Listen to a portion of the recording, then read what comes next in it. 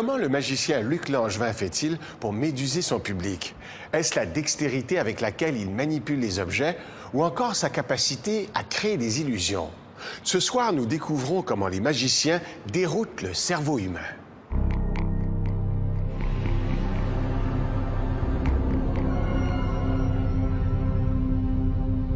Il nous mystifie toutes les semaines à son émission d'Art TV. Et à chaque fois, c'est la même réaction, on n'en croit pas nos yeux. Est-ce que tu as déjà entendu parler de la psychokinésie? La psychokinésie Oui. de Fourchette. OK. Je vais me placer juste ici. Oui. Regarde bien la fourchette. Même nos vedettes les plus sceptiques tombent dans le panneau. Ah, je taillis. J'ai besoin des deux personnes. Grâce à sa magie, Luc Langevin semble défier les lois de la gravité et de la physique. Mais Luc ne prétend pas avoir de pouvoir surnaturel. Il n'a pas de dons spéciaux. Son seul pouvoir, c'est sa capacité de construire des illusions. Il faut que ce soit quelque chose qui semble aller à l'encontre des lois de la nature qu'on connaît. Il faut que ce soit quelque chose qui semble impossible à faire si on n'a pas de pouvoir surnaturel. C'est l'illusion qu'on veut donner. C'est ça qui va faire rêver les gens. C'est ça qui va faire que les gens vont s'émerveiller comme lorsqu'ils étaient enfants et qu'ils voyaient le Père Noël. Ah! Ben voyons donc!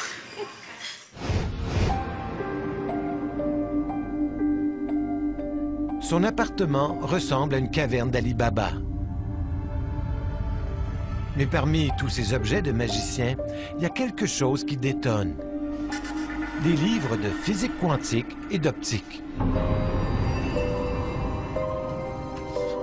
C'est qu'avant d'être magicien, Luc Langevin était un chercheur.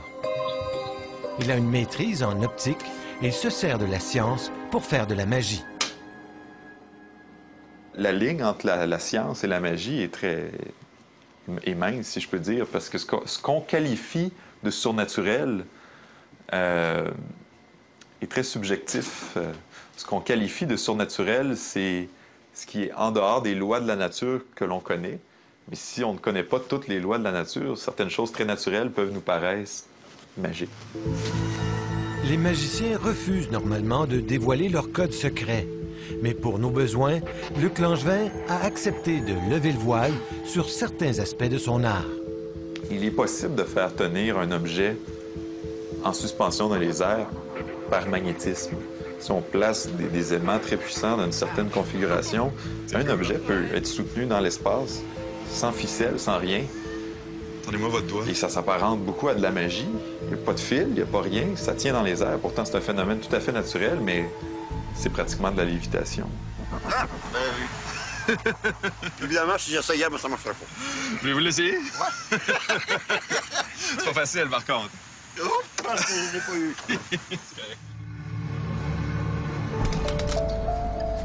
Pour faire de la magie, il y a des règles à respecter. Luc Langevin s'entraîne depuis l'âge de 6 ans à développer sa dextérité. Son objectif, réussir à tromper notre vision.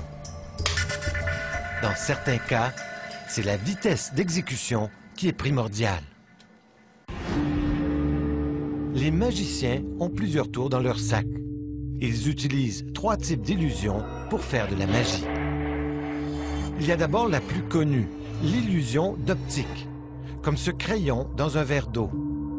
Ici, c'est la réfraction de la lumière qui trompe notre vision.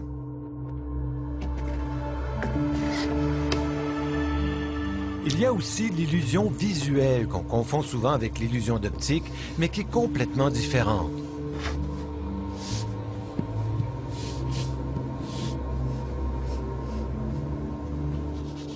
Ce sont les peintres qui, à travers les siècles, ont créé ces illusions en nous faisant croire qu'il y a de la profondeur sur une surface parfaitement plane. Il existe une 3e forme d'illusion, moins connue du grand public, mais qui est l'outil préféré des magiciens.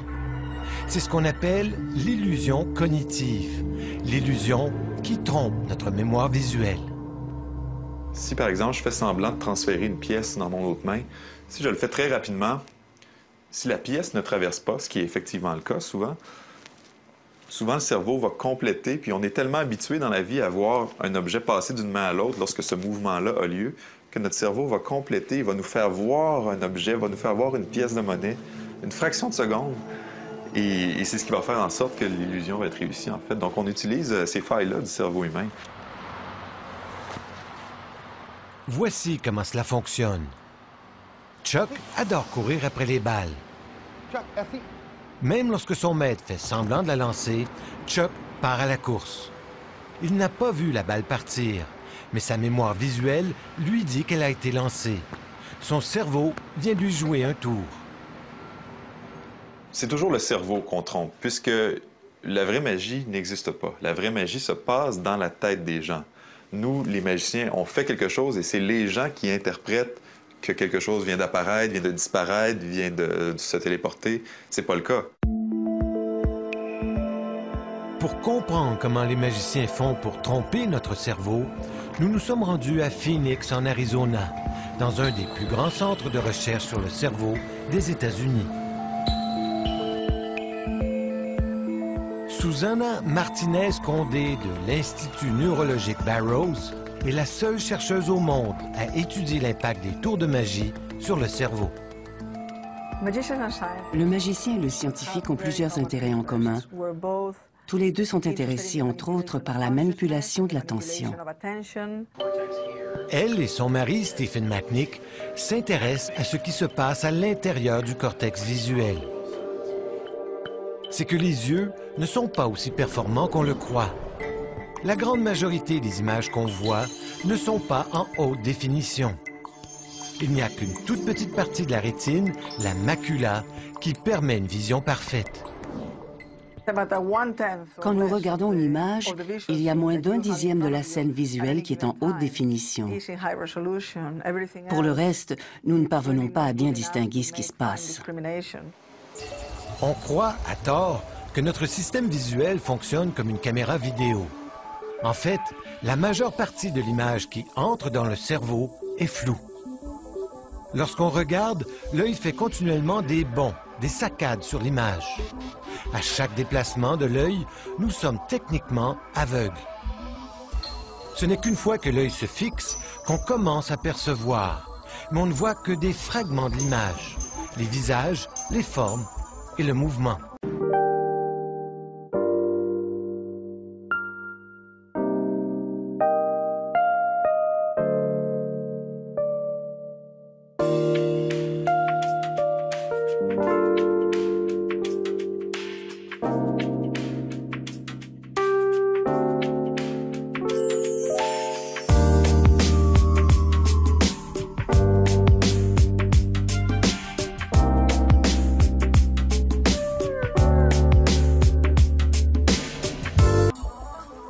C'est le cerveau qui, grâce à sa mémoire visuelle, complète le casse-tête et permet de voir toute l'image en haute définition. Le cerveau génère 90% de l'information visuelle que nous percevons. D'abord, certains neurones dans le cortex visuel primaire ne distinguent que les formes et les contours des objets, mais ne perçoivent pas les détails à l'intérieur. Alors, chaque fois qu'on distingue les formes et les nuances d'un objet, c'est en fait plusieurs parties du cerveau qui les fabriquent. Pendant longtemps, on a cru que la vision était une route à sens unique, que toute l'information visuelle provenait de l'extérieur. Mais de plus en plus, on se rend compte que le cerveau construit ses propres images. Quand je ferme les yeux et que j'imagine le visage de ma mère, je le vois très bien. Pourtant, il s'agit d'une pure construction du cerveau. La même chose se produit lorsque nous rêvons. Et ce sont à peu près les mêmes mécanismes qui nous permettent de visualiser le monde autour de nous. Le cerveau construit une grande part de la réalité que nous percevons à chaque jour. Alors, comment les magiciens font-ils pour tromper notre mémoire visuelle? Ils utilisent plusieurs techniques. Ils créent d'abord une confusion dans l'esprit du spectateur en nous lançant sur de fausses pistes. Par exemple, si je veux faire disparaître une balle, c'est possible qu'en vous parlant, je transfère la balle d'une main à l'autre plusieurs fois et que la dernière fois que je la transfère, je fais uniquement semblant de la transférer. Mais comme la personne est habituée à me voir mettre la balle dans la main toujours pour de vrai, logiquement, elle suppose qu'elle est conditionnée à voir ça. Elle va être convaincue que la balle a été transférée dans la main alors que ce n'est pas le cas. Regardez bien la machine, OK? Regardez bien. Mais la technique la plus puissante des magiciens, c'est leur capacité d'attirer l'attention du spectateur. On va essayer d'aller rechercher la carte de l'autre côté. Les magiciens contrôlent l'attention comme un toréador contrôle son taureau. Ils créent des fenêtres d'attention et comme le taureau, on ne voit rien d'autre que la cape rouge. Les magiciens savent très bien diriger l'attention de leur auditoire. Ils savent exactement comment tromper les gens, les flouer et les manipuler. Ils sont vraiment excellents pour ça.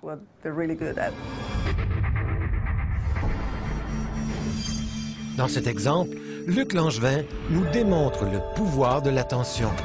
Bonjour, mesdames et messieurs. Vous êtes sur le point, tout comme Marc-André, d'être témoin du célèbre tour de la carte qui change de couleur. Un numéro qui va se faire évidemment avec un jeu de cartes dont le dos des cartes est rouge. Marc-André? Oui? J'aimerais que tu choisisses une carte au hasard. Je les étale devant toi et j'aimerais que tu en pousses une vers l'avant, n'importe quelle. Voyons voir. Bon, j'irai pas au centre, c'est trop facile. Juste ici. Celle-ci. Parfait. Je récupère le reste des cartes. Et vous remarquez que Marc-André avait le choix de n'importe quelle carte, puisque toutes les cartes sont présentes et elles sont mélangées. Je vais maintenant demander à Marc-André de révéler l'identité de la carte qu'il a choisie. Alors, j'ai choisi le valet de carreau. Excellent choix. Marc-André, replace ta carte n'importe où dans le jeu. Face en haut. Parfait. Et maintenant, d'un claquement de doigts, tu remarques, Marc-André, que toutes les cartes sont toujours présentes, incluant ton valet de carreau, qui est juste ici, et son dos est toujours rouge. Rien d'étonnant. Par contre, le dos de toutes les autres cartes est maintenant bleu. Et ceci, mesdames et messieurs, était le tour de la carte qui change de couleur. Combien de changements avez-vous vus? Marc-André? Oui? Nous étions si concentrés à regarder les cartes que très peu de personnes ont remarqué les autres changements. Voyons voir. Bon, j'irai pas au centre, c'est trop facile. Que Marc-André avait le choix de n'importe quelle carte, puisque toutes les cartes sont présentes. Le valet de carreau. Excellent choix. Et son dos est toujours rouge. Rien d'étonnant. Par contre, le dos de... On est conditionné dans la vie de tous les jours à regarder là où on juge pertinent de regarder. Et en fait, les magiciens exploitent cette faculté-là qu'on développe instinctivement, à regarder là où on croit que c'est pertinent de regarder. Susana Martinez-Condé et son mari cherchent à comprendre les mécanismes de l'attention. Pour le savoir, ils ont fait entrer dans leur laboratoire le magicien Magic Tony. On lui demande de faire de la micro-magie, c'est-à-dire que le tour se déroule dans le champ de vision du sujet. Grâce aux caméras de lecture de l'iris, ils savent exactement où le sujet porte son attention. Souvent, nous regardons, mais nous ne saisissons pas vraiment ce qui se passe. Même si l'information visuelle est bel et bien passée par la rétine de l'œil, on ne perçoit pas l'action dans son ensemble. Selon leurs recherches, il est très difficile de porter notre attention sur deux actions simultanées. On se concentre normalement sur une seule action et l'autre a tendance à disparaître. Quand vous voulez, dites-moi stop. Pour capter l'attention, les magiciens utilisent d'abord leur voix. Prenez la carte, la suivante. Regardez quelle lettre est-ce que c'est. Vous pouvez la montrer aux autres si vous voulez. Okay. C'est bon, vous pouvez la remettre là. Et maintenant, tout ce que j'aimerais que vous fassiez, c'est de penser à un insecte qui commence par cette lettre-là. Ça peut être n'importe quel insecte qui vole ou non. Je sais précisément les phrases que je vais dire, à quel moment je vais les dire.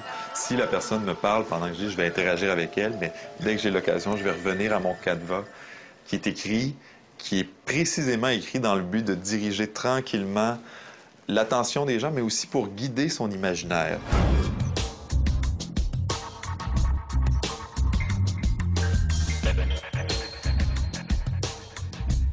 Un tour de magie est une savante chorégraphie pour capter l'attention. Rien n'est le fruit du hasard. Regarde-la. Très souvent, c'est du hasard contrôlé. Très souvent, le magicien va savoir la carte avant même que vous la pigiez. Il y a bien des choses en magie qui semblent tout à fait anodines, qui semblent tout à fait laissées au hasard alors que tout est calculé et réglé au quart de tour. Ricardo. De manière scientifique, on peut voir l'univers au grand complet comme une grande recette, à l'intérieur de laquelle il y a plusieurs ingrédients tous mélangés. Oui. Et les scientifiques appellent ces ingrédients-là atomes ou molécules. Et une des façons par lesquelles ils peuvent se mélanger, c'est par un processus qui s'appelle la fusion nucléaire. Et ça ressemble un peu à ça.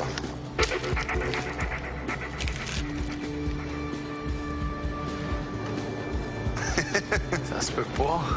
Ils ont fusionné, Ricardo. Les magiciens ont plus d'un tour dans leur sac. On commence tout juste à lever le voile sur leur secret. Tu vas pas me dire que les trois sont tous un dans les uns les autres. Ça serait pas pire, hein? Mais en attendant, nous serons encore nombreux à dire « J'en crois pas mes yeux ». Ben bâtard! Comment t'as fait ça? C'est incroyable!